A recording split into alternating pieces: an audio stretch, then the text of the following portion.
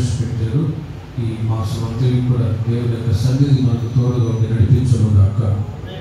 March மாதத்திலே தேவன் நம்மை வழிநடத்தி கொண்டிருக்கிறார். இந்த மாதம் முழுவதும் தேவ கிருபை நம்மோடு கூட இருப்பதாக. 126వ కీర్తన 6వ చరణాన్ని మనం చదువుకుందాం. 126వ సంగీతం 6వ వచనం. 126వ కీర్తన 6వ చరణాన్ని మనం చదువుకుందాం. పిడికెడు విత్తనములు చేత పట్టుకొని ఏడ్చుచుపోవు విత్తువాడు సంతోషగానం చేయించు పనులు మోసుకొని వచ్చును. 126వ కీర్తన 6వ చరణాన్ని ఎవరైనా ఒకరు తమిళ వాసిగా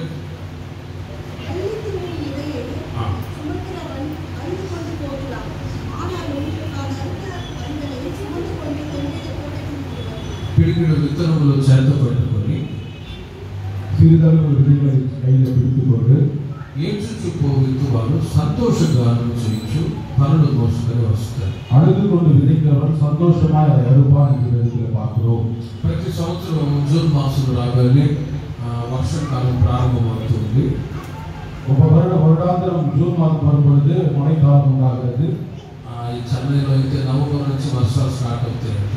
இந்த சென்னை பகுதியில் நவம்பர் மாதத்திலே மழைக்காலமாக இருக்கிறது. కానీ మామూలుగా అయితే జూన్ మాసం నుండి వర్షాకాలం ప్రారంభమవుతుంది. ஆனால் ஜூன் மாதத்திலே தான் மழைக்காலமாக இருக்கிறது. ఆ సమయంలో చాలా మంది రైతులు పంటలు చక్కగా పండాలి అని ప్రార్థన చేయించుకుంటారు. அந்த நாட்களிலே விவசாயிகள் நன்காக அறுவடை செய்யும்படியாக விதைக்கும்படியாக ஜெபித்துக் கொள்வார்கள். ప్రార్థన ద్వారా దేవుడు మంచి రాబడిని కూడా అనుగ్రహిస్తూ ఉన్నాడు. ஜெபத்தினாலே தேவன் அவர்களை ஆசீர்வதித்து நன்கு அறுவடை உண்டாக்குவார். ప్రతి రైతు ఒక మంచి ఫలాన్ని పొందాలని ఇష్టపడుతూ ఉంటారు. ஒவ்வொரு விவசாயியும் நன்றாக பலன் கொடுக்க வேண்டும் என்று விசுவாசிப்பார். కనుక ప్రతి రైతు ప్రయాసతోనే విత్తనం విత్తుతాడు, ఫలం వచ్చినప్పుడు సంతోషపడతాడు. ஆகவே ஒவ்வொரு விவசாயியும் வருத்தத்தோடும் ஊக்கத்தோடும் விதைப்பான், அதை சந்தோஷமாக அறுப்பான். ఒకవేళ నష్టాలు వచ్చాయనుకోండి, కొంతమంది రైతులు ఆత్మహత్య చేసుకుని చనిపోయే వాళ్ళు కూడా ఉన్నారు. ஒருவேளை நஷ்டம் உண்டாகும் போது விவசாயிகள் தற்கொலை செய்து கொண்டு மறிப்பதும் உண்டு. కారణం ఏంటంటే అప్పులు చేసి ఉంటారు కాబట్టి ఆ పాపం తట్టుకోలేక అలా చేస్తారు. காரணம் என்னவென்றால் அவர்கள் கடன் பட்டதினாலே கடன் தீர்க்க முடியாமல் தற்கொலைக்கு போவார்கள். ఆధ్యాత్మిక జీవితంలో దేవుని ప్రజలైన మీరు కూడా గత మాసంలో గత దినాలు కన్నీళ్ళ మార్గంలో మీరు వెళ్ళి ఉండవచ్చు. ஆவிக்குரிய மக்களாக உங்களுடைய வாழ்க்கையிலும் கடந்த மாதத்திலே கண்ணீரோடு கூட இருக்கலாம். కానీ ఈ మార్చి మాసం అంతా నా దేవుడు మీకు సంతోషాన్ని అనుగ్రహించుదురుగాక. ஆனால் இந்த மார்ச் மாதத்திலே தேவன் உங்களுக்கு சந்தோஷத்தை உண்டாக்குவாராக. లోక సంబంధమైన సంతోషము ఉన్నది, దేవుడికి అనుగ్రహించే సంతోషము కూడా ఉంది. உலக சம்பந்தமான ஒரு சந்தோஷம் உண்டு, கர்த்தரால் வருகிற ஒரு சந்தோஷம் உண்டு. భౌతికంగా దేవుని ద్వారా ఏదైనా మనం పొందినప్పుడు సంతోషపడతారు. நாம் சரீர ரீதியாக நாம் பெற்றுக்கொள்ளும் போது சந்தோஷத்தை அடைவோம். కానీ ఆత్మీయ సంతోషమే నిజమైన సంతోషం. ஆனால் ஆவிக்குரிய சந்தோஷம் தான் ஒரு மெய்யான சந்தோஷமாக காணப்படுகிறது. బైబిల్లో ఒకసారి ఇశ్రాయేలు ప్రజలు వాళ్ళు మాంసం కావాలని కోరుకున్నారు. வேதத்திலே நாம் பார்க்கும்போது இஸ்ரவேல் மக்கள் அவர்களுக்கு மாംசம் வேண்டும் என்று விரும்பினார்கள். ఆకాశం నుండి దేవుడు వారిని మన్నాతో పోషిస్తూ వచ్చాడు. வானத்திலிருந்து தேவன் மன்னாவினாலே அவர்களை போஷித்தார். కానీ వాళ్ళు మాకు మాంసం కావాలని కోరుకున్నారు. ஆனால் அவர்கள் எங்களுக்கு மாம்சம் வேண்டும் என்று விரும்பினார்கள். కానీ దేవుడు మోషే ప్రార్థన ఆలకించి ఆకాశం నుండి పూరేలను పంపించాడు. ஆனால் தேவன் மோசேவின் ஜெபத்தை கேட்டு வானத்திலிருந்து காடைகளை வரவழைத்தார். వాళ్ళు ఆ పూరేలు పట్టుకొని కాల్చి తినడం ప్రారంభించారు. அவர்கள் அந்த காடை சுட்டு அதை புசிக்க ஆரம்பித்தார்கள். కడుపు నిండా తింటే పర్వాలే, పీకల దాకా తింటే పర్వాలే, వాళ్ళు తిని తిని తిని ముక్కులు చెవులు నోట్లో కూడా ఆ నోట్లో ముక్కులు చెవులు కంట్లో నుండి మాంసం బయటకు వచ్చేసి வயிறு முட்டை சாப்பிட்டா பரவாயில்ல, கழுத்து வரைக்கும் சாப்பிட்டா பரவாயில்ல, அவர் சாப்பிட்டு அவருடைய மூக்கில் இருந்தும் கண்களில் இருந்தும் அது வெளியே வந்தது. అప్పటికే చాలా మంది అరణ్యంలో చనిపోయారు. அப்படியாக அரண்யத்திலே அநேக வனாந்தரத்தில் மரித்தார்கள். 106వ కీర్తన 15వ చరణంలో వాక్యం చెప్తుంది. 106వ సంగీతం 15వ వచనத்திலே వారు కోరినది ఆయన వారికి ఇచ్చెను, அவர்கள் வேண்டிக் கொண்டதை தேவன் அவர்களுக்கு கொடுத்தார். అయినను వారి ప్రాణములకు ఆయన క్షీణత కలుగజేసెను. ஆனாலும் அவருடைய ஆத்மாவுக்கு அவர் நன்மை உண்டாக்கினார். దేవుడు వారు కోరుకున్నది వాళ్ళకి ఇచ్చాడు. தேவன் அவர்களுக்கு விரும்பினதை அவர்களுக்கு கொடுத்தார். మాంసం కావాలంటే మాంసం ఇచ్చాడు. மாமிசம் வேண்டும் என்றால் மாமிசத்தை கொடுத்தார். సంతోషపడి తిన్నారు కానీ వారి ప్రాణాలు పోగొట్టుకున్నారు. சந்தோஷப்பட்டு சாப்பிட்டார்கள், ஆனாலும் தங்களுடைய ஜீவனை விட்டார்கள். ఇది ఒక శరీర సంబంధమైన సంతోషం. ఇది శరీర రీతిயான ஒரு సంతోషం. మనిషి లోకంలో యేసు గారు చెప్తూ ఉంటాడు, పుట్టినది మొదలుకొని చచ్చేంత వరకు బస్తాలు బస్తాలు బియ్యం, ఎన్ని బియ్యం ఎంత అన్నం చేసుకొని తిరిగి ఉంటాడు.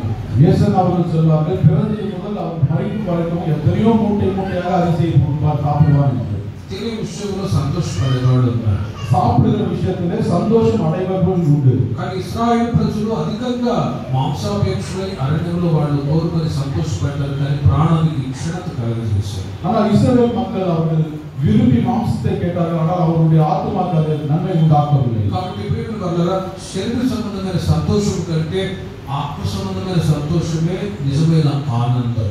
ஆகவே శరీర సంబంధமான சந்தோஷத்தை பார்க்கிலும் ஆவிக்குரிய சந்தோஷமே உண்மையான சந்தோஷம். హల్లెలూయా. హల్లెలూయా. అందుకే వాక్యం చెప్తుంది, పెరిగిన విత్తనములు చేత పట్టుకొని ఏడ్చుకుపోతూ వాడు సంతోషగానం చేయొచ్చు, పనులు మోసుకొని వస్తాడు. ஆகவே வசனம் சொல்லுகிறது, அவன் கைப்பிடி அளவு வருத்தத்தோடு விதைக்கும் பொழுது சந்தோஷமாக அதை அறுத்து கொண்டு வருவான். భౌతికమైన సంతోషం కంటే దేవుడు అనుగ్రహించే సంతోషమే చాలా ముఖ్యమైనది. இந்த சரீர சம்பந்தமான சந்தோஷத்தை பார்க்கிறோம், தேவன் தருகிற சந்தோஷமே முக்கியமானது. ఒక వ్యక్తి దేవుని చేత ఆశీర్వదించబడితే తప్ప ఆశీర్వాదాలు వేరే ఎక్కడి నుంచి కూడా రావు.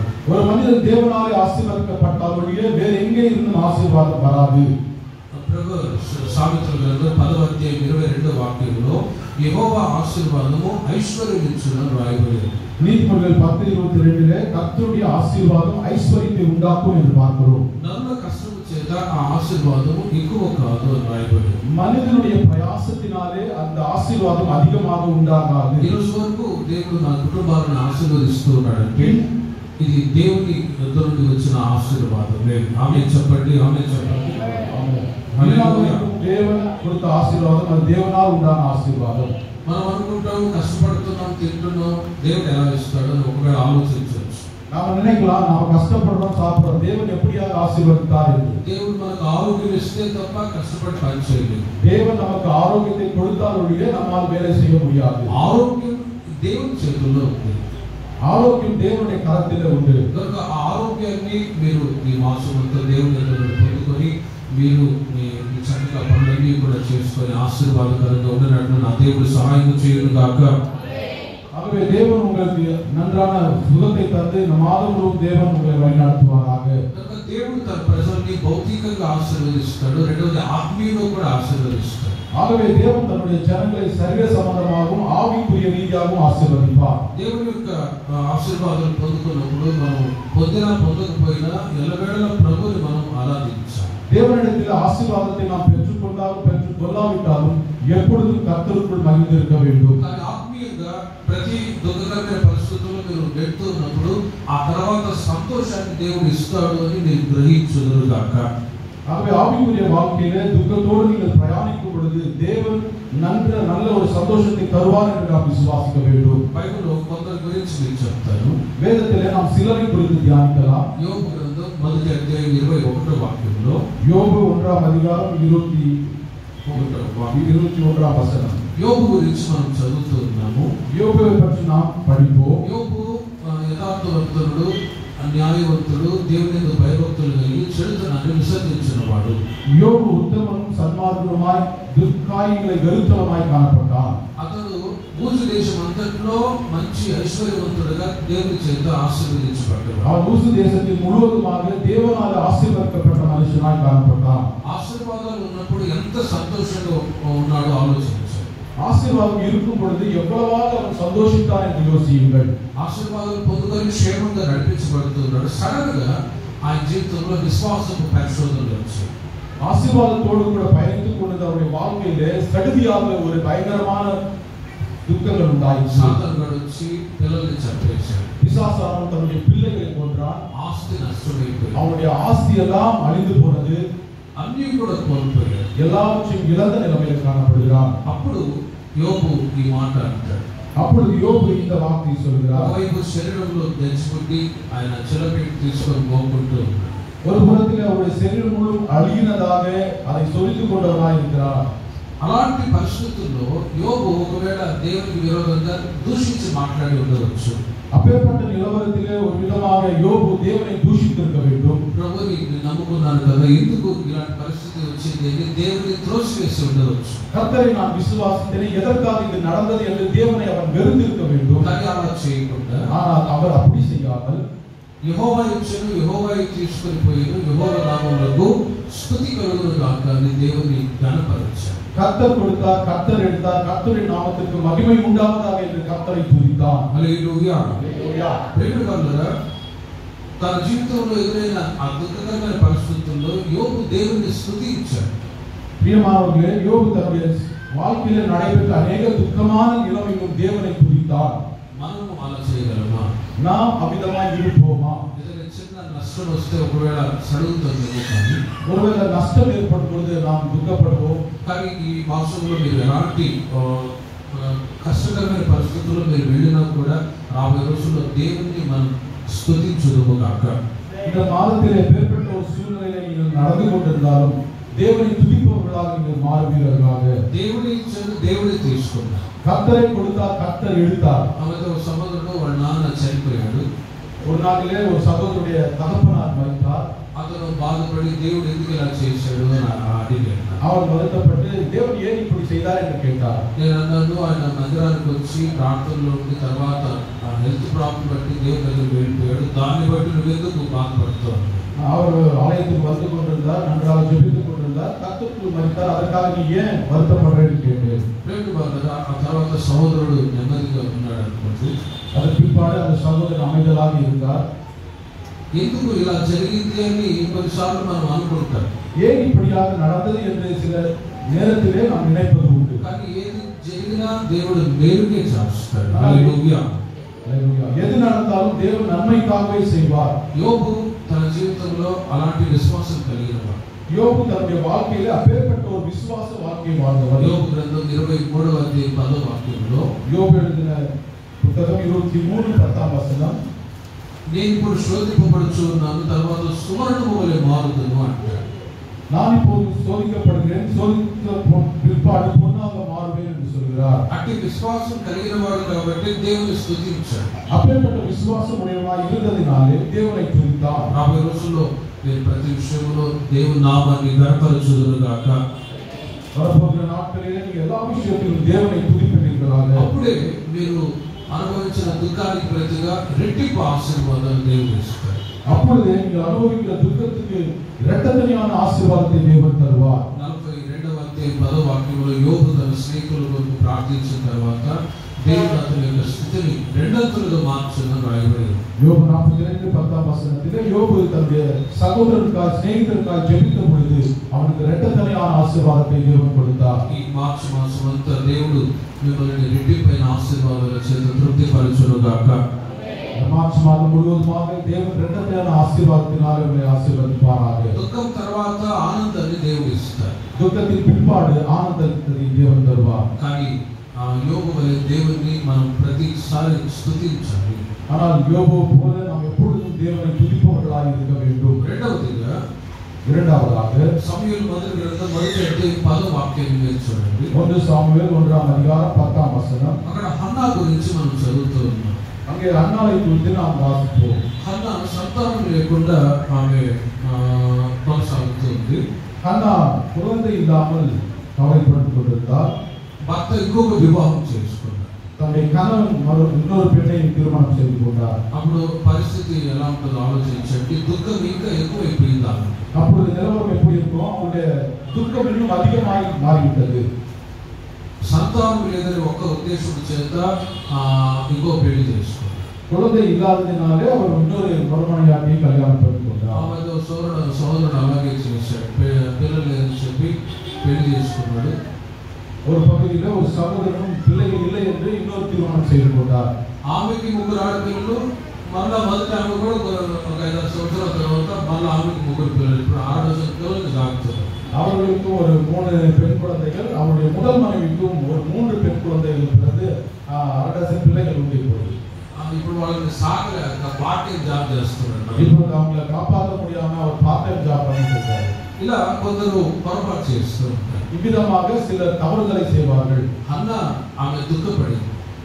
ஹன்னா அவர்கள் துக்கப்பட்டார்கள். కానీ దేవుని మందిరానికి వచ్చి కన్నీళ్లతో ప్రార్థన చేస్తుంది. ஆனால் அவர் தேவனுடைய சமூகத்துக்கு வந்து கண்ணீரோடு கூட ஜெபித்தார். బహు దుఃఖాక్రాంతురాలై వచ్చి దేవుని సన్నిధిలో బహుగా ఏడ్చి ప్రార్థన చేస్తుంది. அவர் மிகுந்த துக்கத்தோடு கூட தேவனுடைய சமூகத்திலே ஜெபித்தார்.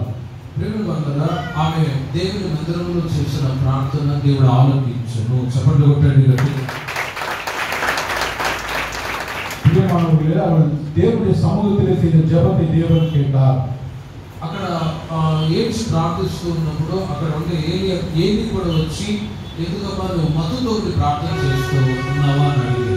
அங்கே அவள் அழுது கொண்டு ஜெபித்துக் கொண்டிருந்த பொழுது அங்கிருந்த ஏலி, அம்மா நீ குடித்து விட்டு வந்து இங்க சத்தம் போட்டுட்டு இருக்கியான்னு கேட்டாரு. అక్కడ ఉన్న యాజకునికి కూడా ఆ పరిస్థితి సరిగా అర్థం కాలేదు. அங்கிருந்த ஊழியர்களும் அவரை குறித்து புரிந்து கொள்ளாத நிலவரம். తర్వాత ఆమె పరిస్థితి చెప్పినప్పుడు ఆయన అర్థం చేసుకున్నాడు. அதன் பிற்பாடு அவருடைய நிலைமையை சொன்னபொழுது அவர் புரிந்து கொண்டார்.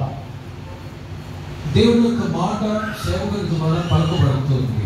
దేవుని వార్த்தை ஊழியர்களிலிருந்து தேவன் வெளிப்படுத்துவார். ఖచ్చితంగా 40 సంవత్సరంలో దేవుడు నీకు సంతానం అనుగ్రహించును గాక. உண்மையாகவே வரப்போகிற நாட்களில் தேவன் உனக்கு குழந்தை கொடுப்பாராக అని సేవకుడు పలికాడు. அப்படியாக ஊழியக்காரர் அறிவித்தார். సేవకుని మాటను రూఢిపరిచే దేవుడు ఆమెకు మరుసటి సంవత్సరంలో సంతానాన్ని ఇచ్చాడు. தேவனுடைய ஊழியரின் வார்த்தையை நிறைவேற்றின தேவன் அடுத்த வருஷத்தில் அவருக்கு ஒரு குழந்தையை கொடுத்தார். దేవుని మందిరంలో మీరు ఏ విన్నపం అయితే చేస్తారో దేవుడు ఖచ్చితంగా విని ఈ మాసంలో రాబోయే రోజుల్లో మీ పట్ల కార్యం నా దేవుడు చేయును గాక. தேவனுடைய சமூகத்திலே நீங்கள் எதை குறித்து ஜெபிப்பீர்களோ வருகிற நாட்களிலே தேவன் அவைகளை வாய்ப்பு செய்வாராக. అందుకే మిమ్మల్ని ప్రతిసారి దేవుని మందిరానికి ప్రభు రమ్మని పిలుస్తూ ఉన్నాడు. அதற்காகவே தேவன் ஒவ்வொரு முறையும் தேவனுடைய சமூகத்திற்கு வர வேண்டும் என்று அழைக்கிறார். 6 రోజులు పనిచేయండి, 7వ రోజున నా సన్నిధికి రండి అని పిలుస్తూ ఉన్నాడు. 6 நாட்கள் வேலை செய்யுங்கள், 7ஆம் நாளில் என் இடத்திற்கு வாருங்கள் என்று அழைக்கிறார். ప్రతిసారి మీరు వచ్చినప్పుడల్లా ఒక్కొక్క దీవెన నా దేవుడు మీకు అనుగ్రహించును గాక. ஒவ்வொரு நாளும் நீங்கள் வரும் பொழுது தேவனுடைய ஆசீர்வாதத்தை நீங்கள் பெற்றுக் கொள்வீர்களாக. జయ జీవితాన్ని పొందేంత వరకు మీరు ప్రభు దగ్గర అడుగుతూనే ఉంటారు. ஜெய ஜீவிதத்தை பெற்றுக்கொள்ளும் அளவாக தேவனிடத்தில் நாம் கேட்டுக்கொண்டிருக்க வேண்டும். అన్నా ఒకసారి 2 సార్లు ప్రార్థన చేసి మౌనంగా ఉండలేదు, కానీ அண்ணா ஒரு முறை 2 முறை ஜெபித்து மௌனமாக இருக்கவில்லை. మాటి మాటికి ఏట వచ్చి ఆమె దేవుని సన్నిధిలో ప్రార్థన చేస్తున్నది. அவர் வருடம் வருடம் வந்து தேவனுடைய சமூகத்திலே ஜெபித்துக் கொண்டிருந்தார். మనం ఏం చేస్తాం, ఒకసారి ప్రార్థన చేసి అంటే இந்த கடன் பிரச்சனை ఈ అప్పుల సమస్య తీరలేదు, నెక్స్ట్ సంవత్సరం నాకు ఆత్మ వెళ్ళిపోతాను. நாம் என்ன பண்ண ஒரு முறை ஜெபிச்சுட்டு ஆண்டவரே உமக்கு ஸ்தோத்திரம் எனக்கு ஆத்மன்னு சொல்லி கடந்து போய்விடுவோம். ప్రభు ఇప్పుడే అప్పులు తీరాలి, కట్టలు డబ్బులు పడి now ఇప్పుడే అని మనం అనుకుంటాం. ஆனா நாம இப்ப ஆண்டவரே இப்பொழுதே கடன் பிரச்சனை போகணும், பணத்தை கொட்டுங்க என்று கேட்டு நாம ஜெபிப்பது உண்டு. అలా ఎప్పుడూ జరగదు. அப்படி நடக்கவே நடக்காது. మీరు దేవుని మీద ఎంత విశ్వాసం ఉంచి మాటి ప్రభు దగ్గర అడుగుతారో, మీరు ప్రభు సన్నిధికి వచ్చి మీరు జయ జీవితాన్ని పొందేంత వరకు ప్రభు దగ్గర మాటికి అడిగినప్పుడే మీ ప్రార్థనకు నా దేవుడు జవాబు అనుగ్రహించును గాక. நீங்கள் மீண்டும் மீண்டுமாக தேவனுடைய சமூகத்துக்கு வந்து அவரிடத்தில் ஜெபிக்கும் பொழுது தேவன் உங்களுக்கு சகாயம் பண்ணுவாராக. వెంటనే చేయగలడు దేవుడు, உடனடியாக செய்யக்கூடியவர் தேவன். కానీ మీరు ప్రభువులో స్థిరపరచబడాలంటే స్లో ప్రాసెస్ చాలా ముఖ్యం. நீங்கள் ఆండవరుக்குள் స్థిరపడుம்படியாக தேவன் அதை நிதானமாக செய்து கொண்டிருப்பார். మీ విశ్వాసాన్ని దేవుడు పరీక్షిస్తాడు. உங்களுடைய விசுவாசத்தை தேவன் சோதிப்பார்.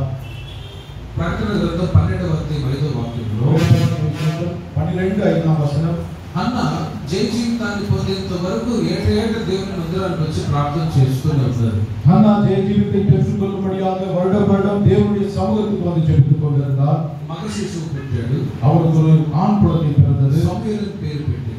அவருக்கு சமுவேல் என்று பெயரிட்டார்கள். వాక్యం చెప్తుంది మగ శిశువు అన్నప్పుడు జయ జీవితానికి గుర్తు. வசனம் சொல்லப்படுகிறது ஆண் குழந்தை என்பது ஜெய ஜீவிதத்திற்கு அடையாளமாய் இருக்கிறது. సమస్త జనములను ఇరుపుదండలతో ఏర్పడి ఉన్న ఒక మగ శిశువు ఆమె కనుక ఆమె శిశువు దేవుని యందుకు ఆయన సింహాసనమునందు కొనుక్కోబడిను అని ప్రకటన 12:5లో రాయబడి ఉంది. మగ శిశువు అన్నప్పుడు జయ జీవితానికి గుర్తు. சகல ஜாதிகளையும் இரும்பு கோலால் ஆளுகை செய்யும் ஆண் பிள்ளை அவர் பெறுவார்.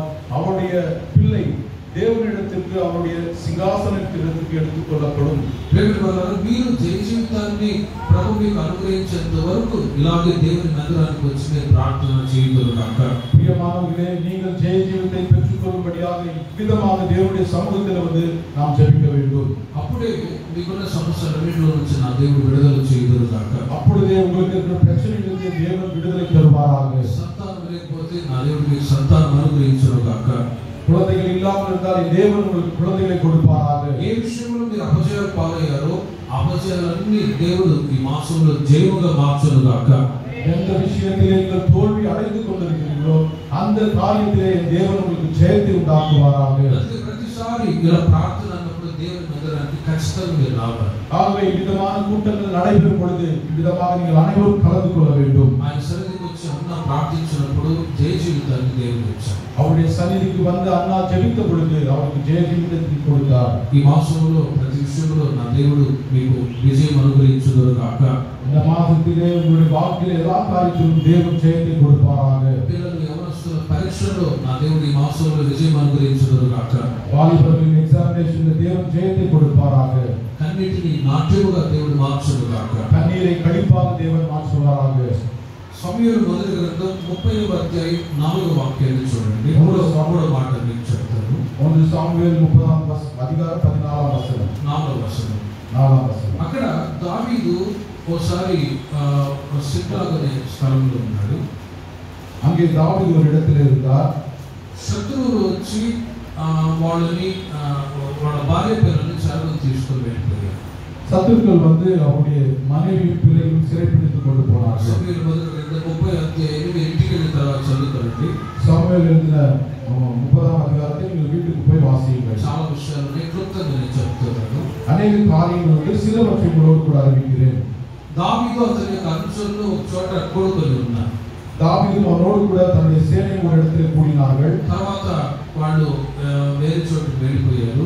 அவர்கள் வேறு இடத்துக்கு கடந்து போனார்கள். భార్య పిల్లలు మాత్రం గుడారాల్లో నివాసం చేస్తూ அவருடைய மனைவி பிள்ளைகள் குடாரத்திலே வாசித்தார்கள். దావీదు లేడని సంగతి శత్రువులు ఎరిగి అక్కడ దండెత్తి వచ్చి వారి భార్య పిల్లల్ని చెరలో తీసుకొని వెళ్ళిపోయారు. தாவீது அங்கே இல்லை என்பதை அறிந்த சத்துருக்கள் தன்னுடைய மனைவியும் பிள்ளையும் சிறைப்பிடித்துக் கொண்டு போனார்கள். దావీదు అతని యొక్క అనుచరులు తిరిగి వచ్చి చూస్తే అక్కడ వాళ్ళు లేరు. தாவீது தன்னுடைய ஆட்கள் வரும் பொழுது அவர்கள் அங்கே இல்லை. అప్పుడు దావీదు బహుగా ఏడ్చాడు. அப்பொழுது தாவீது மிகவும் சத்தமிட்டு அழுதான். తనతో ఉన్న వాళ్ళు కూడా కోపంతో దావీదును చంపాలని వాళ్ళు కోపంతో ఉన్నారు. தன்னோடு இருந்தவர்களும் தாவீதை கொலை செய்ய வேண்டும் என்று கோபத்தோடு கூட இருந்தார்கள். అమాలేకీయులు చెరగలిపోయినప్పుడు దావీదు చాలా దుఃఖపడి ప్రార్థన చేస్తూ ఉన్నాడు. అమాలేకీయులు அவரை சிறைப்பிடித்துக் கொண்டு போன பொழுது தாவீது மிகுந்த துக்கத்தோடு அழுது கொண்டிருந்தார். అధ్యాయంలో మీరు తర్వాత చదువుకోండి. அந்த அதிகாரத்திலே நீங்கள் வாசித்து பாருங்கள். దావీదు ఎప్పుడైతే ప్రార్థన చేశాడో దేవుని యొద్ద నుండి ధైర్యం తెచ్చుకొనెను. హల్లెలూయా. தாவீது எப்பொழுது ஜெபித்தானோ அப்பொழுது தேவனிடத்திலிருந்து தைரியத்தை பெற்றுக்கொண்டான். ఏఫోదును ధరించి ప్రార్థిస్తూ ఉన్నాడు. ஏபோத்தை தரித்து அவர் ஜெபித்துக் கொண்டிருந்தார். ప్రభువా, నా భార్య పిల్లల్ని మళ్ళా నేను చెరగలికి మళ్ళా మా వారిని దక్కించుకోగలనా లేదా అని అడిగాడు. ஆண்டவரே, என்னுடைய மனைவியின் பிள்ளைகளும் நான் வீட்டுக் கொள்வேனா இல்லையா என்று தேவனிடத்தில் கேட்டான். నేను శత్రువులను తరిమేనా వద్దా అని అడిగాడు. நான் சத்துருக்களை தெருத்தவா வேண்டாமா என்று கேட்டான். దేవుడు అంటాడు, తరుము, శత్రువులని తరుము, నీ వారిద్దరిని మళ్ళా దక్కించుకుంటావని దేవుడు జవాబిచ్చాడు. தேவன் சொன்னார், சத்துருவை நீ துரத்து, உன்னுடையவர்களை நீ மீண்டுமாய் திருப்பி கொண்டு வா என்று சொன்னார். వెనువెంటనే దావీదు ధైర్యం తెచ్చుకొని శత్రువుల్ని తరిమి తన వారందరినీ కూడా మళ్ళా దక్కించుకొనెను. చప్పట్లు కొట్టండి గట్టిగా. உடனே தாவீது தைரியத்தை பெற்றுக்கொண்டு தன்னோடு இருந்தவர்களை மீண்டுமாக விடுதலையாக்கி கொண்டு வந்தான். దేవుడు దావీదు యొక్క దుఃఖాన్ని సంతోషంగా మార్చాడు. பிரியமானவர்களே, தேவன் தாவீதுடைய துக்கத்தை சந்தோஷமாக மாற்றினார். తన భార్య పిల్లలందరినీ మళ్ళా శత్రువుల చెరలో నుండి తీసుకొని వచ్చాడు. தன்னுடைய மனைவி பிள்ளைகளை சத்துருவுடைய பிடியிலிருந்து அவன் விடுதலையாக்கி கொண்டு வந்தான். How it possible? ఎలా సాధ్యం? எப்படி இது సాధ్యமானது? ప్రతికూల పరిస్థితులు మీ జీవితాల్లో కూడా ఎదురు ఉండవచ్చు. சூழ்நிலைகள் மாறாத இருக்கலாம் உங்களுடைய வாழ்க்கையிலே. కానీ మీరు యెహోవా యందు యేసు యందు ధైర్యం తెచ్చుకొందురుగాక. ஆனால் நீங்கள் இயேசுவினிடத்தில் தைரியத்தை பெற்றுக் கொள்வீர்களாக. ఏదైనా ఒక సమస్య ఎదురైనప్పుడు దేవుని ప్రజలైన మనం ధైర్యం తెచ్చుకోవాలి. நமக்கு ஏதாவது சோதனைகள் வரும்போது நாம் தேவனிடத்தில் தைரியத்தை பெற்றுக் கொள்ள வேண்டும். రెండవది ప్రార్థన చేయాలి. இரண்டாவதாக நாம் ஜெபிக்க வேண்டும். ప్రార్థన చేయకపోతే ధైర్యం తెచ్చుకోకపోతే ఇంకా సమస్యలు పెరుగుతాయి. ஜெபிக்காமல் இருந்தால், தைரியத்தை பெற்றுக்கொள்ளாமல் இருந்தால் நம்முடைய வாழ்க்கையில் அநேக பிரச்சனைகள் உண்டு. ஆனால் தாவீது ధైర్యం తెచ్చుకొని ప్రార్థన చేశాడు. அந்நாட்களிலே தாவீது தைரியத்தை பெற்றுக்கொண்டு ஜெபித்தான். కొన్ని సమస్యలు వచ్చినప్పుడు కొందరు చింత చేస్తారు కానీ ప్రార్థన చేయరు. சில பிரச்சனைகள் வரும் பொழுது சிலர் சிந்திப்பார்களே தவிர அதற்காக ஜெபிக்க மாட்டார்கள். వాక్యం చెప్తుంది చింతించడం వలన ఎవడు తన ఇద్దరు మూరలు ఎక్కువ చేసుకోగలడు. சிந்திப்பதினாலே தன்னுடைய சரீரத்திலே ஒரு மூலம் யார் உயர செய்யக்கூடும். ఆమెతో మరుగు చూడున్నాడు, నేను హైట్ గా పెరగాలి అని చెప్పి ఆలోచిస్తా కూర్చుంటే వాడు పెరగలడా? அந்நாட்களிலே ஒரு சிறிய குள்ளமான மனுஷன் இருந்தான். அவன் படுத்துக் கொண்டு சிந்திக்கும் பொழுது அவன் உயர வளரக்கூடுமா? ఎవరు చింతించడం వలన తెలుపుగా ఉన్న వెంట్రుకలు నలుపు చేసుకోగలరు? யார் சிந்திப்பதினாலே வெள்ளையாய் இருக்கிற அந்த தலைமுடியை கருப்பாக மாற்றக்கூடும்? వైజాగ్ లో ఒక ఆంటీ ఉంది. వైజాగ్లో ஒரு ஆண்டி உண்டு. ఆమె 60 సంవత్సరాలు మొత్తం డై చేసుకొచ్చింది. அவருக்கு 60 வயசு முழுவதுமாக டை அடித்து கொண்டார்கள். నేను ఆమెని అవ్వ అవ్వ అనేవాడు. நான் அவர்களை பாட்டி பாட்டி என்று அழைப்பேன். ఇది రంగు వేసుకో రాక మునుపు அந்த கலர் போடாததுக்கு முன்பாக. ఎందుకయ్యా ఆంటీ అనకూడదా? ஏன் ஆண்டி சொல்லாமே அப்படின்னு கேட்பாங்க. 60లో 20 లాగా ఉండాలనుకుంటున్నారు. 60ல 20 மாதிரி இருக்கணும்னு நினைக்கிறாங்க. ప్రేమ వల్ల ఆమె రంగు వేసుకొచ్చింది. ఏముందిలే, నేను ప్రొఫెసర్ కదా అందుకే వేసుకోవాల్సి వచ్చిందిలే. நான் ப்ரொஃபஸரா இருக்கல, அதனால போட வேண்டிய வந்தது. సరే, నీ తలకు నువ్వే బాధ్యురాలు, నాకేంటి అని అన్నాను. உன் தலைக்கு நீயே அதுக்கான உடனாளியா இருக்க, எனக்கு ஒன்றும் 60లో 20 లాగా ఉండాలనుకుంటున్నాను. 60ல 20 போல இருக்கணும்னு మరి நினைக்கிறேன். ఆ స్కిన్ ముడతలు కనబడవా? அந்த சரீரத்தில் இருக்கிற தோல் சுருங்கி போகணும்னா, బాడీ అబ్నార్మాలిటీస్, శరీరం బలహీనమైంది కనబడదా? சரீரத்தில் உண்டாகிற பலவீனங்கள் உண்டாகும் அல்லவா? ప్రొఫెషన్ ని బట్టి వాళ్ళు రంగులు వేసుకుని దాని గురించి నేను ఎక్కువ పాయింట్ అవుట్ చేయను. కానీ அந்த ப்ரொஃபஷன்னாலே அவர்கள் தங்களை அலங்கரித்துக் கொள்வது அந்த டையெல்லாம் போட்டுக்கொள்வது. వాక్యం చెప్తుంది తల మెరుపు వృద్ధులకు కిరీటము అని. வசனம் சொல்லுகிறது நரைத்த முடி கிரீடமாக இருக்கிறது என்று. నేను కూడా కటింగ్ షాప్ వెళ్ళినప్పుడు సార్ డై పోడలానా? நான் கூட கட்டிங் ஷாப் போகும்போது சார் டை போடலாமான்னு கேட்பாங்க. కుదరనైనా నేచురల్ గానే కూర్చోను. வேண்டாப்பா நேச்சுரலா இருக்குது அப்படின்னு சொல்லுது. ఆమె ఏం చేసిందంటే రంగు రాసుకున్నది ఒక వారానికి 75 ముఖం అంతా వాసిపోయి. அவங்களுக்கு அந்த டை போட்ட பிறகு ஒரு வாரத்திலே அது இன்ஃப்ளெக்ஷன் ஆயிட்டு முகலாம் வீங்கிருச்சு. బాగున్న వెంట్రుకలు గుర్రం వెంట్రుకలాగా మారిపోయింది. நல்லா இருந்த முடி குதிரை வால் மாதிரி மாறிடுச்சு. ఆమె చాలా బాధపడుతూ వచ్చింది, ఏం చేస్తావు అయ్యా? அவங்க ரொம்ப வருத்தப்பட்ட, ஐயா என்ன பண்றது ஐயா? ఈ మాట చెప్తున్నానంటే చింత చేయడం వలన తెలుపుగా ఉన్న వెంట్రుకలు నలుపు కాగలవా? சிந்திப்பதினாலே வெள்ளையாக இருக்கிற முடி கருப்பாக மாறாதல்லவா? కాబట్టి యేసు చెప్తున్నారు, మీరు పరలోక రాజ్యాన్ని నీతిని మొదటి వెతుకుడి, అప్పుడు అవన్నీ మీకు అనుగ్రహింపబడును గాక. ஆகவே இயேசு சொல்கிறார், முதலாவது நீங்கள் தேவனுடைய ராஜ்யத்தையும் நீதியையும் தேடுங்கள், அப்பொழுது உங்களுக்கு கொடுக்கப்படும். కాబట్టి ఈ మాసం అంతా మీరు చింత లేని వారి ఉందరు గాక. ஆகவே இந்த மாதம் முழுவதுமாக நீங்கள் சிந்திப்பவர்களாக இல்லாதவர்களாக இருப்பீர்கள். లోకంలో చాలా మంది సమస్య వచ్చినప్పుడు చింత చేసి చేసి డిప్రెషన్ పడిపోతూ ఉన్నారు. உலகத்திலே அநேகர் வரும்போது உலகத்தின் காரியத்தை குறித்து சிந்தித்து சிந்தித்து டிப்ரெஷன்ல போவார்கள். సాతాను చెప్తాడు, నువ్వు చచ్చిపోతే పరలోకానికి వెళ్తావు. சாத்தான் சொல்வாங்க, நீ செத்துட்டேன்னா பரலோகத்துக்கு போவாங்க. సూసైడ్ చేసుకుంటే వెంటనే పరలోకానికి వెళ్తారా? சூசைட் பண்ணிக்கொண்டு அவன் பரலோகத்துக்கு போவாங்களா? అది బైపాస్ రోడ్లో వెళ్ళి పరలోకం అంటాడు. அது బైపాస్ல போற పరలోకமா இருக்கும்.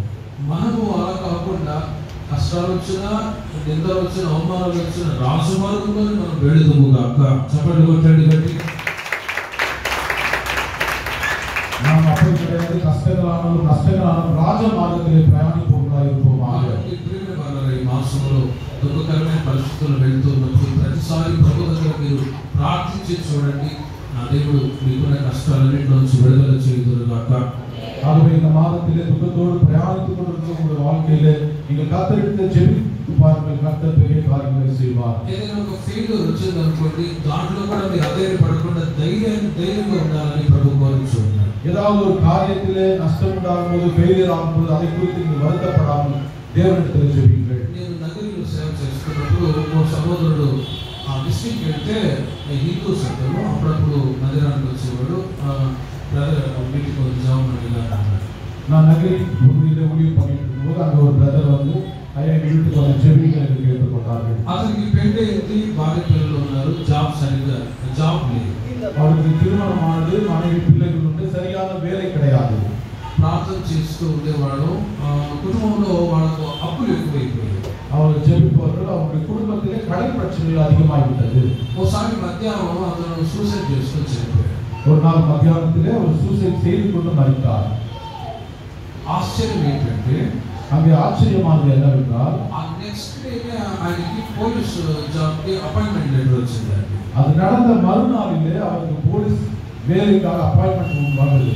కొద్దిగా ధైర్యం తెచ్చుకొని ఆగి ఉంటే బాగుండేది. கொஞ்சம் தைரியத்தோடு ஒரு நாள் நின்றுஇருந்தா நல்லா இருந்திருக்கும். సడన్ గా చనిపోయాడు. మరుసటి రోజు జాబ్ అపాయింట్మెంట్ లెటర్ వచ్చింది. there is no use. ఏమి ప్రయోజనం లేకపోతే அவர் மரித்து போனார். மறுநாளிலே அவருக்கு அரசாங்க வேலை வந்தது. அதனால் ஒரு பயனும் இல்லாமல் போய்விட்டது. కాబట్టి దేవుని ప్రజలైన మీరు కూడా ఏదైనా సమస్య వచ్చినప్పుడు తొందరపడకుండా విశ్వాసంతో మీరు ప్రార్థన చేసి చూడండి. మీ కన్నీటిని నా దేవుడు నాట్యముగా మార్చుదురుగాక. ஆகவே தேவனுடைய பிள்ளைகளாக நீங்களும் பிரச்சனைகள் வரும்போது விசுவாசத்தோடு கூட ஜெபித்து பாருங்கள். தேவன் உங்களுடைய கண்ணீரை நாட்டியமாய் மாசమంతా నా దేవుడు మీకు ధైర్యాన్ని అనుగ్రహించుదురుగాక. இந்த மாதம் முழுவதும் தேவன் உங்களுக்கு தைரியத்தை கொடுப்பாராக. లూకా సువార్త 7వ అధ్యాయం 38వ వాక్యాన్ని చూడండి. లూకా 7:38 వచనాన్ని వాసిద్దాం. పాపాత్మురాలైన స్త్రీ గురించి చదువుతున్నాం. அங்கே பாவியாகிய ஸ்திரீயை குறித்து நாம் வாசிப்போம். ఆమె యేసు పాదాల దగ్గర నిలబడి కన్నీళ్లు విడిచి ఆమె యేసు పాదాలను తడుపుతుంది. அங்கே அவள் இயேசுவின் பாதத்திலே கண்ணீர் விட்டு தன்னுடைய கண்ணீரினாலே இயேசுவின் பாதங்களை கழுவினார். తలవెంట్రుకలతో తుడుస్తుంది. தன்னுடைய தலை மயிரினாலே துடைத்தாள். యేసు పాదాలను ముద్దు పెట్టుకుంటుంది. இயேசுவினுடைய பாதத்தை அவள் முத்தம் செய்தாள். ఆమె తెచ్చిన అత్తరు ఆ కాళ్ళకు రాస్తుంది. அவன் கொண்டு வந்த நலதர தைலத்தை அவருடைய பாதத்திலே ஊற்றினார். కారణం ఏంటంటే ఆమె చెప్పుకోలేని పాపము చేత దుఃఖంతో ఆమె తన బాధని తెలియజేస్తుంది. அவள் சொல்ல முடியாத பாவத்தில் இருந்ததினாலே தன்னுடைய கவலையை தேவனுடைய பாதத்திலே ஊற்றினார். యేసయ్య అంటాడు, పేతురు నేను ఇంటికి వచ్చినప్పుడు నీవు నాకు నీళ్లు ఇవ్వలేదు. பேதுரு இயேசு சொல்கிறார், பேதுருவே உன் வீட்டுக்கு நான் வந்த பொழுது நீ தண்ணீர் கொடுக்கவில்லை. నేను ఇంటికి వచ్చినప్పుడు నా తలకు నూనె అంటలేదు. நான் உன் வீட்டுக்கு வந்த பொழுது என் தலைக்கு எண்ணெய் கொடுக்கவில்லை. కానీ ఈమె విస్తారంగా నన్ను ప్రేమించింది కాబట్టి ఈమె విస్తారమైన పాపములు కూడా క్షమింపబడునుగాక. ஆகவே இவள் விஸ்தாரமாய் என்னை நேசித்தபடியினாலே விஸ்தாரமான பாவங்கள் மன்னிக்கப்படுகிறது என்று சொன்னார். ఆ రోజు నుండి ఆమె జీవితం వెలుగుమయంగా మార్చబడింది. அன்றிலிருந்து அவருடைய வாழ்க்கை வெளிச்சமாய் மாறிற்று. ప్రేమ దోషములన్నిటినీ కప్పును రాయబడింది బైబిల్. அன்பு சகல பாவத்தை மூடும் என்று வேதம் சொல்கிறது. దేవుడి వల్ల దేవుని ఎదుట నిర్దోషమైన జీవితాన్ని జీవించినప్పుడు వెనువెంటనే ప్రార్థనకు దేవుడు జవాబు ఇస్తాడు. தேவனிடத்திலே நாம் உத்தமமாய் வாழும் பொழுது உடனடியாக தேவன் ஜெபங்களுக்கு பதிலை கொடுப்பவராய் இருக்கிறார். హృదయంలో దోషాలు ఉంచుకొని దేవుని దగ్గర అడిగితే ప్రార్థనకు జవాబు దొరకదు. இருதயத்திலே தோஷத்தோடு நாம் ஜெபிக்கும் பொழுது ஜெபங்களுக்கு பதில் உண்டாகாது. లోపల మున్సిపాలిటీ పెట్టుకుని ఆడవరే ఎరుగు మాడవరే అంటే వరానైనా అంటాడు దేవుడు. உள்ள முனிசிபாலிட்டி வச்சுட்டு ஆண்டவரே இறங்கு சொன்னா போப்பா அப்படின்னு சொல்லிடுவாரு. కాబట్టి దేవుని ఎదుట నిర్దోషమైన హృదయంతో మనం జీవించాలి. தேவனிடத்திலே நாம் నిర్దోషமானவர்களாய் வாழ வேண்டும். ఆమె యేసయ్య పాదాల దగ్గర ఆమె చేసిన పాపాలను ఒప్పుకున్నది కాబట్టి ఆమె దుఃఖాన్ని దేవుడు సంతోషంగా మార్చి చీకటిలో నుంచి వెలుగులోకి తీసుకొని వచ్చాడు. దేవునికి మహిమ కలుగునుగాక. அவர் இயேசுவுடைய பாதத்தில் தன்னுடைய பாவங்களை எல்லாம் அறிக்கையிட்டதினாலே இருட்டில் இருந்து அவரை வெளிச்சத்திலே தேவன் வழிநடத்தினார். దేవుని ప్రజలైన వారు ఎక్కడ వెనకబడిపోకూడదు. தேவனுடைய ஜனங்களாகிய மக்கள் எங்கேயும் பின்னோக்கி போகக்கூடாது. వెనుకున్న వాటిని మరచి ముందున్న వాటి వరకు వేగిరపడాలి. பின்னாவிலே மறந்து முன்னாவிலுக்காக நாடி ஓட வேண்டும். ఆమెతో ఒక ఇంజనీర్ సహోదరుడు హైదరాబాద్ నుంచి ఫోన్ చేశాడు. ஒரு முறை ஹைதராபாத்ல இருந்து ஒரு இன்ஜினியர் ஃபோன் செய்தார். ఆయన అంటాడు, నేను పెళ్లి కాకముందు తప్పులు చేశాను, కానీ సాతాను గాడు వాటిని మళ్ళీ గుర్తు చేస్తూ ఉన్నాడు, నువ్వు చచ్చిపోతే నరకానికి వెళ్తావు అని. நான் திருமணம் ஆகாத முன்பு அநேக தவறுகள் செய்து உள்ளேன். சாத்தான் அதே எனக்கு ஆரம்பித்து நீ சத்து போனா பரவாயில்ல போவேன்னு சொல்லி போட்டிருக்கிறான். కానీ వాక్యం చెప్తుంది వెనుకున్న వాటిని మరిచి ముందున్న వాటి వరకు వేగిరపడాలి. ஆனால் வசனம் சொல்லுகிறது பின்னானவைகளை மறந்து முன்னானவைகளை நாடு. ఒకసారి మార్టిన్ లూథర్ కూడా ఆయన పెద్ద సేవకుడు, ఆయన ఇలా టేబుల్ మీద కూర్చొని బైబిల్ చదువుతున్నాడట.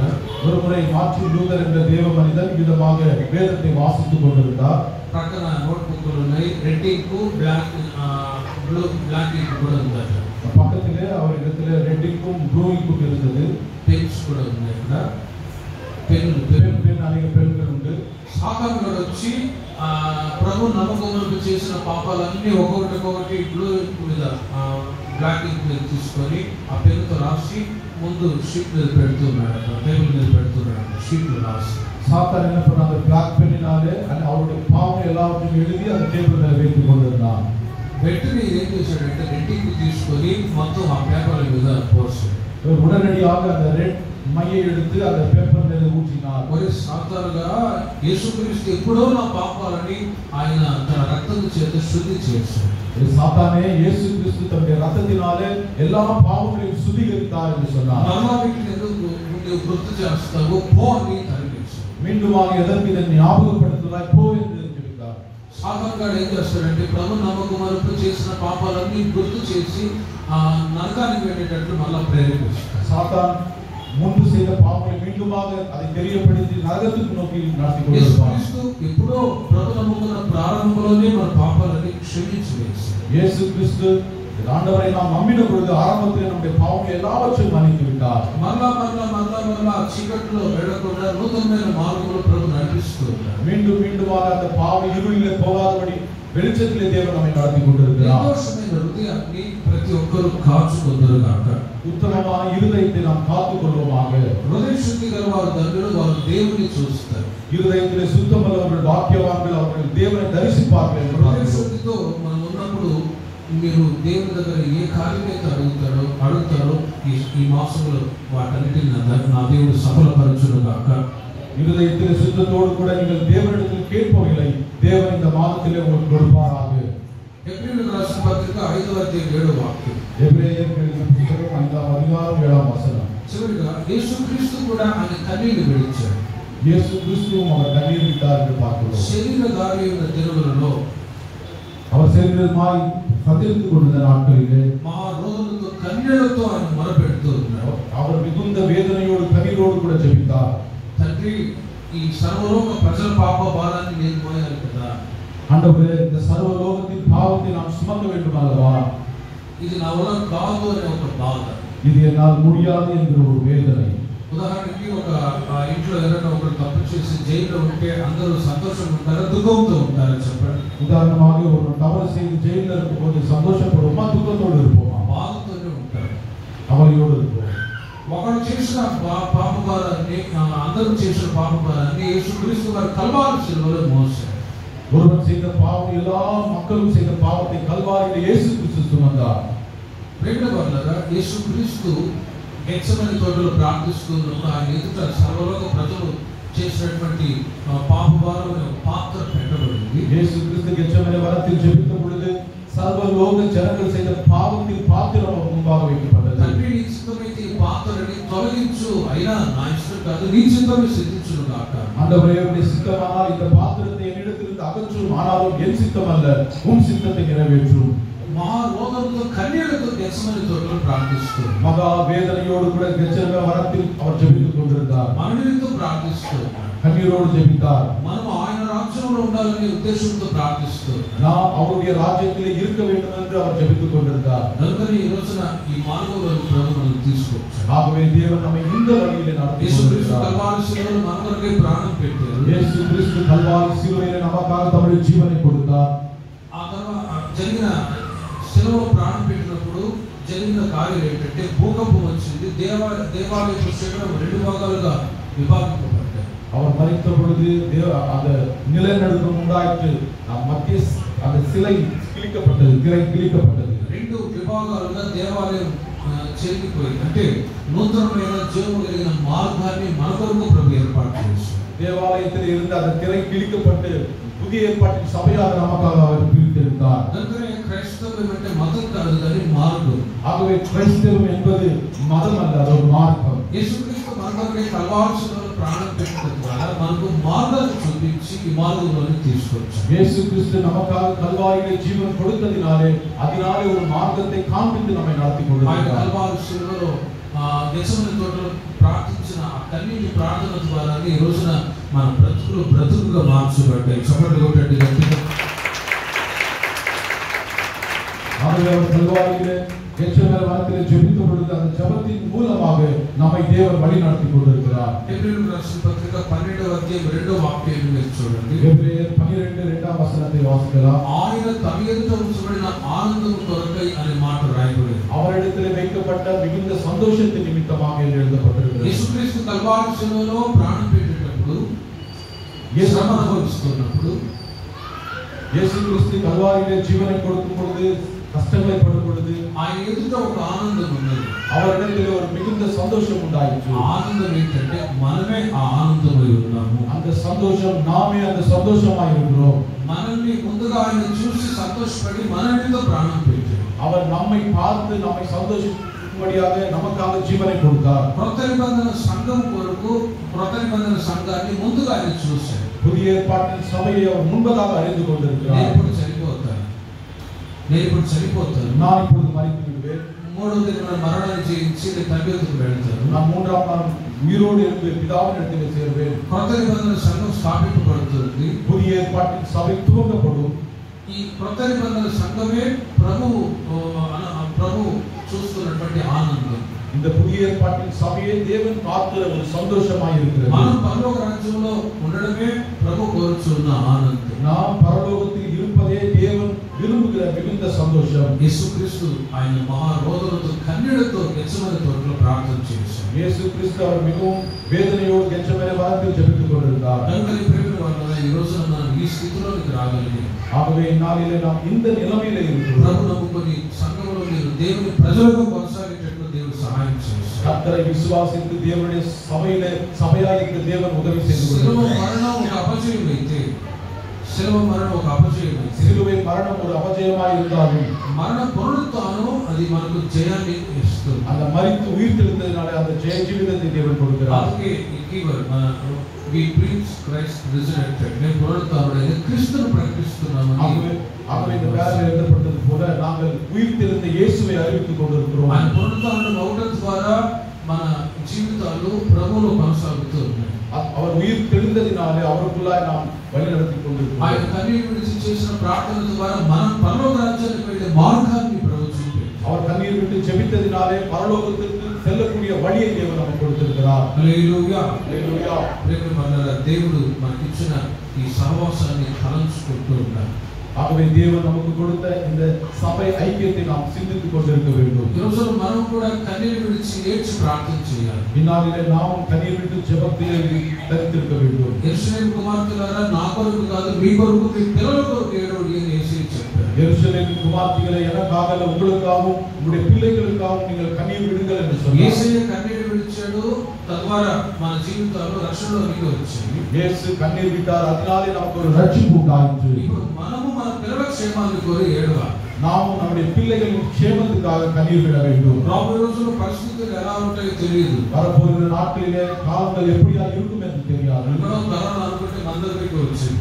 கரோனா நம்ம இடத்துக்கே வந்தது. ఎక్కడో వరదలు అంటే మన దగ్గరికి వరదలు వస్తుంది. எங்கேயோ வெள்ளம் சொன்னா நம்ம இடத்துக்கே வந்துருச்சு. ఎక్కడో పరిస్థితులు అనుకుంటే కానీ రాబోయే రోజుల్లో పరిస్థితులు ఎలా ఉంటాయో కానీ మన క్షేమాన్ని కోరి ప్రతి రోజు ప్రార్థన చేయదుగాక. எங்கேயோ நடைபெறுகிறது பார்த்துக்கொண்டு, ஆனால் நம்முடைய క్షేమத்தை விரும்பி நாம் ప్రతిదినము జెபிக்க வேண்டும். ముఖ్యంగా ఈ క్షణం కడముసిన దేవుని రాజ్యంలో ఉండాలని ప్రార్థన చేయాలి. ముఖ్యமாக இந்த வேளையில மறுக்காலும் நான் பரலோகத்துக்கு போவேன் என்பதற்காக ஜெபிக்க வேண்டும். సిలువలో ఇద్దరు దొంగలు వేలాడదీయబడ్డారు. சிலுவையிலே இரண்டு கல்லர்கள் போடப்பட்டார்கள். ఒక దొంగ నువ్వు దేవుని కుమారుడైతే మమ్మల్ని రక్షించు, నిన్ను నీవే రక్షించుకోండి. ஒரு திருடன் நீ தேவனுடைய குமாரனாய் இருந்தால் உன்னை ரட்சித்துக் கொண்டு என்னை ரட்சி என்று சொன்னார். ఇంకొక దొంగ చిన్న ప్రార్థన చేశాడు. இன்னொரு கள்ளன் ஒரு சின்ன ஜெபத்தை செய்தார். యేసు నీ రాజ్యం వచ్చినప్పుడు నీవు నన్ను జ్ఞాపకం చేసుకో. ஆண்டவரே உம்முடைய ராஜ்யம் வரும் பொழுது என்னை நினைவுபடுத்திக் கொள்ளும் என்று ஜெபித்தார். వెంటనే ఇతను కన్ను మూసి పాతాళ పరదేశంలో దేవుని సన్నిధికి వెళ్ళిపోయాడు. உடனே கண்களை மூடின பிறகு பரதேசிலே தேவனோடு கூட இருந்தார். ఈ రోజుల్లో అట్టి ప్రార్థన మనకు అవసరం. இந்நாட்களிலே அப்பேற்பட்ட ஒரு ஜெபஜீவியம் நமக்கு வேண்டும். ఈ లోకంలో ఏదో భౌతికమైన ఆశీర్వాదాల కొరకే ప్రభు మార్గంలో నడవట్లేదు. இந்த உலகத்திலே శరీరవిజ్ఞాన ఆశీర్వాదాలకాக మాత్రమల్ల సంఘంలో ఒక మెంబర్షిప్ గా ఉంటే మనకి ఏదైనా బెనిఫిట్స్ వస్తాయనే ఉద్దేశంతో కాదు. சபையிலே நாம் ஐக்கியமாய் இருக்கும் பொழுது அதனால நாங்கள் ஆதரிக்கப்படுவோம் என்பதற்காக அல்ல. ఆ మధ్య నేను గోవాలో సేవ చేస్తున్నప్పుడు సహోదరుడు ఫోన్ చేశాడు. நான் கோவாவில் ஊழியம் பண்ணிட்டு இருக்கும்போது ஒரு சகோதரன் போன் செய்தார். నేను పెళ్లి చేసుకోవాలనుకుంటున్నాను, నాకు ఒక అమ్మాయి చూసి పెళ్లి చేయండి, 5 లక్షలు కట్నం ఇచ్చే అమ్మాయి సంబంధం ఉంటే అప్పుడు మీ సంఘంలో మెంబర్గా ఉంటాను అంటాడు. ஐயா நான் திருமணம் பண்ணிக்கணும்னு நினைக்கிறேன், யாராவது 5 லட்ச ரூபா கொடுத்து பொண்ணு கொடுக்குற மாதிரி இருந்தா உங்க சபையில நாங்க ஐக்கியமாவோம்னு சொன்னாரு. வாய் மூடி போறா, வாய் மூடி போறா. అతను బెనిఫిట్స్ కొరకు ఆశపడ్డాడు, அவர் நன்மைக்காக ஆசைப்பட்டார். లోక సంబంధమైన బెనిఫిట్స్ కొరకు మన ప్రభువులో రావట్లేదు.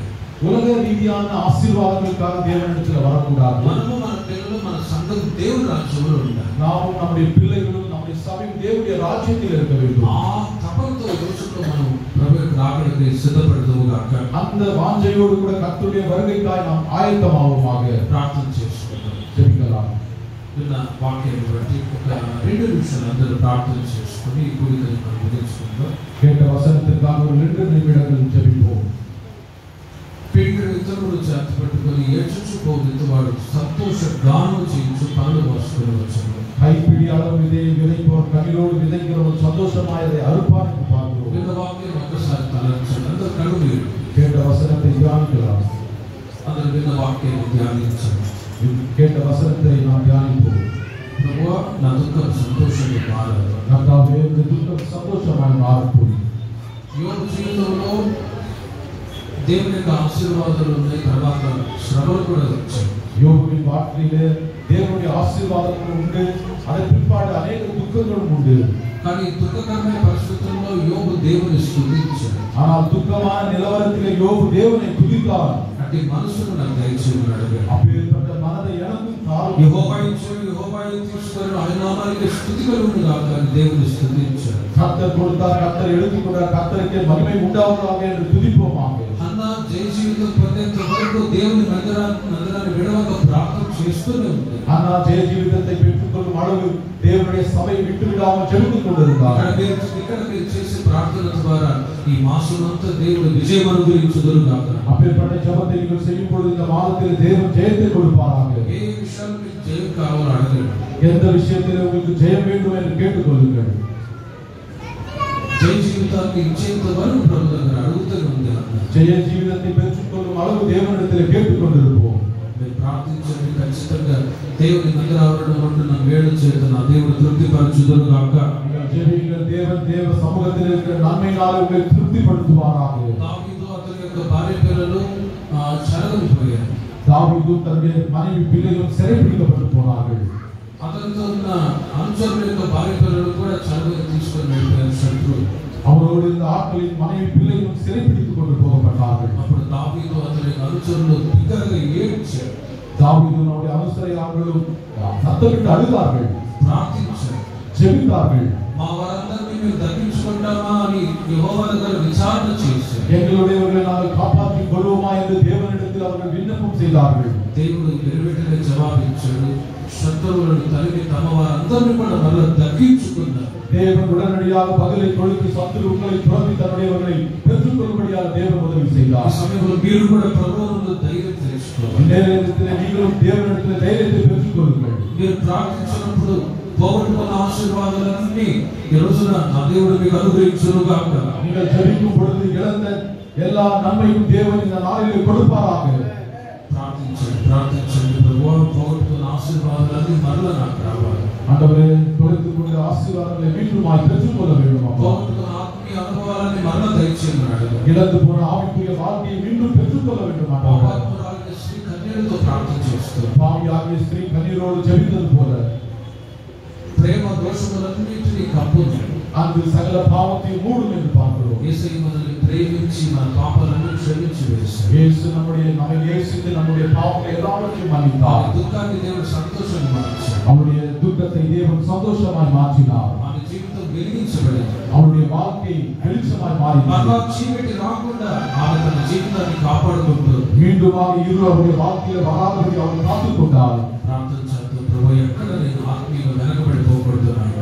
ஆண்டவரே, எங்கேயும் ஆவிக்குரிய வாழ்க்கையில நான் பின்னோக்கி போகாதபடி విడిచిపెట్టిన పాపాలు మరలా నా జీవితంలో రాకుండా కాపాడుకున్నాడు. விட்டு போன பாவத்தை மீண்டுமாக என்னுடைய வாழ்க்கையிலே வராதபடி వెనుకున్న వాటిని మరచి ముందున్న వాటి కొరకు వేగిరిపడే మనసు దయచేయండి. பின்னானவைகளை பார்க்க முன்னானவைகளால் வாஞ்சையோடு தேடக்கூடியவர்களாய் மாற்றுங்க சுவாமி. నన్ను ఇంకా మీరు పరిశుద్ధపరచండి. இன்னும் என்னை பரிசுத்தப்படுத்தும் இருதயத்தில் சுத்தமுள்ள ஆசீர்வதிக்கிற தேவன். హృదయ శుద్ధితో మీరు ప్రార్థించినప్పుడు వెంటనే నా దేవుడు కార్యం చేయగలుగుతాడు. இருதய சுத்தத்தோடு நீங்கள் ஜெபித்த பொழுது உடனடியாக தேவன் பதிலளிப்பார். యేసుక్రీస్తు కన్నీరు విడిచాడు. இயேசு கண்ணீர் விட்டார். ఎందుకో తెలుసు, మనము పరలోక రాజ్యానికి చేరాలి. ஏன் தெரியுமா? நாம் பரலோகத்துக்கு போவதற்காக, మనకు రక్షణ కలగాలని, நமக்கு ரட்சிப்பு உண்டாகும்படியாக ఆ రక్షణ దేవుడు ఇచ్చాడు. அந்த ரட்சிப்பை தேவன் நமக்கு கொடுத்திருக்கிறார். మీరు మీ పిల్లల కొరకు, మీ కుటుంబ క్షేమాన్ని కొరకు ప్రార్థించండి. இப்பொழுது நீங்கள் உங்களுக்காக, உங்களுடைய பிள்ளைகளுக்காக, உங்கள் குடும்ப சேமத்துக்காக ஜெபியுங்கள். వాళ్ళే చిన్న ప్రార్థన చేసుకోండి. ஒவ்வொரு தங்களுக்கு தாங்களாக ஜெபித்துக் கொள்ளுங்கள். ప్రభా, నా కుటుంబానికి క్షేమాన్ని దయచేయమన్నాడు. ஆண்டவரே, என்னுடைய குடும்பத்துக்கு క్షేమத்தை నా உண்டாக்குங்கள். పిల్లల భవిష్యత్తును ఆశీర్వదించమన్నాడు. என்னுடைய பிள்ளையின் வாழ்க்கையை நீர் ஆசீர்வதியும் ஆண்டவரே. పరీక్షలు రాయబోతున్న పిల్లలు కూడా ప్రార్థన చేసుకోండి. பரீட்சை எழுதுவதற்காக ஜெபிக்கிறோம் ஆண்டவரே. పరీక్షలో జయ జీవితాన్ని దయచేయమన్నాడు. பரீட்சையில ஜெயத்தை உண்டாக்கும் ஆண்டவரே. మంచి మార్కులతో పాస్ అవ్వాలి. நல்ல மார்க்குகளை எடுத்து, மதிப்பெண்களை எடுத்து பாஸ் ஆக வேண்டும். సంతోషం నా జీవితంలో ఉండనట్లు సహాయం దయచేయమన్నాడు. சந்தோஷம் என்னுடைய வாழ்க்கையில் இருக்கும்படி உதவி செய்யும் ஆண்டவரே. ప్రేమగల తండ్రి, పరిశుద్ధుల ఈ ప్రార్థన కోరికని మీరు ఆశీర్వాదాలను జరిపించినందుకు స్తోత్రం. அன்பின் ஆண்டவரே, இந்த ஜெபத்தை நீர் ஆசீர்வாதமாய் நடத்தி தந்ததற்காக உமக்கு நன்றி செலுத்துகிறோம். దుఃఖాన్ని మీరు సంతోషంగా మార్చి దేవుడై ఉన్నందుకే మీకు స్తోత్రం. துக்கத்தை சந்தோஷமாய் மாற்றுகிற தேவனாய் இருப்பதினால் உமக்கு ஸ்தோத்திரம். భక్తుల జీవితాల్లో దుఃఖం సంతోషంగా మారడానికి వాళ్ళు ఎలా జీవించారో అటు జీవితాన్ని మీరు మాకు కూడా అనుగ్రహించారు. பக்தர்கள் தம்முடைய வாழ்க்கையில துக்கம் எவ்விதமாய் சந்தோஷமாய் மாறினதோ அதுபோல நாங்களும் வாழ்வதற்கு உதவி ఈ செய்யும். మార్చి మాసం అంతా మీ సన్నిధికి చెల్లించిన ప్రతి ఒక్కరి జీవితాల్లో సంతోషం ఉండదు కాక, இந்த மாதம் முழுவதும் உங்களுடைய சமூகத்துக்கு வந்தவருடைய வாழ்க்கையில சந்தோஷம் உண்டாவதாக. మీ మందిరాలలో ఉంటున్న మేడ చేత ప్రతి ఒక్కరిని తృప్తిపరచండి. உங்களுடைய ஆலயத்தின் நன்மையினால் ஒவ்வொருவரையும் திருப்தியாக்குவீராக. ప్రత్యేక ప్రార్థనలో ఇది చెల్లించిన ప్రతి ఒక్కరిని పేరు పేరుతో దీవించి இந்த விசேஷித்த ஜெபத்திற்கு வந்த ஒவ்வொருவரையும் நீர் ஆசீர்வதிப்பீராக. ఈ మార్చి మాసం అంతా కృపాక్షేమాలతో నడిపించండి. இந்த மார்ச் மாதம் முழுவதும் கிருபையும் நன்மையினால் நிரப்புவீராக. యేసు నామములో వేడుకొనుచున్నాం తండ్రి. இயேசு நாமத்தினால் ஜெபிக்கிறோம் பிதாவே. ఆమేన్. ఆమేన్. అందరూ చెప్తారు, నా ప్రాణమా యెహోవాను ఆశీర్వదించు, నా ఆత్మను సమాయ పరిశుద్ధ ఆశీర్వదించు, నా ప్రాణమా యెహోవాను ఆశీర్వదించు, ఆయన చేసిన ఉపకారం ఏమీ లేదు. ఆమేన్. హల్లెలూయా, హల్లెలూయా, హల్లెలూయా. అందరూ పొందుగాను. ఆదివారం శనివారం శుద్ధీకరణ కూడిక సాయంత్రం 7 గంటలకి, వచ్చే ఆదివారం పల్లారంలో కూడా ఉంటుంది. 8 నుండి 10 వరకు ఆరాధన జరుగుతుంది. ఉదయం దేవస్థానం కాబట్టి ఉదయం సండే మార్నింగ్ 8 గంటలకి మీరు ఆరాధనలో పాల్గొంటారని మనం చేస్తూ ఉన్నాం. అందరికి వందనాలు.